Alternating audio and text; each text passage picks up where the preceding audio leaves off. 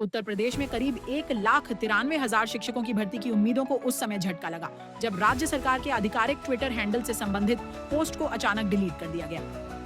इस घोषणा को लेकर पहले से उत्साहित युवाओं में भ्रम की स्थिति बन गई है। वहीं विपक्षी दलों ने इसे मुद्दा बनाकर सरकार पर सीधा हमला बोला है।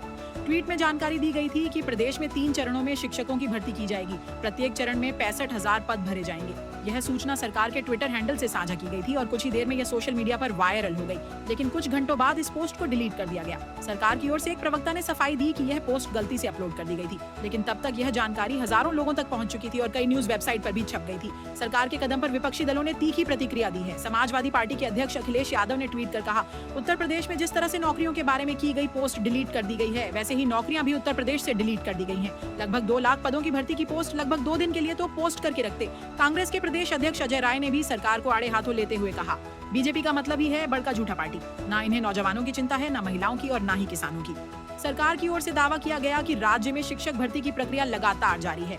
पिछले 3 वर्षों में 5,856 शिक्षकों की नियुक्ति की गई है।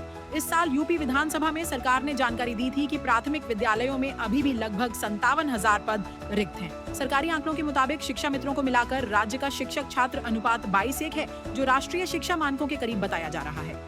यह विवाद ऐसे समय में सामने आया है जब उत्तर प्रदेश में बेरोजगारी एक प्रमुख सामाजिक राजनीतिक मुद्दा है।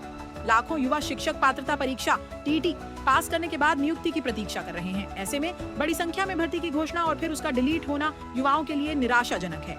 विशेषज्ञों का मानना है कि सरकार की यह गलती केवल तकनीकी नहीं बल्कि एक बड़ा राजनीतिक और प्रशासनिक मुद्दा बन सकती है, खासकर जब चुनावी मौसम करीब हो और नौजवान वर्ग मुख्य मतदाता आधार हो।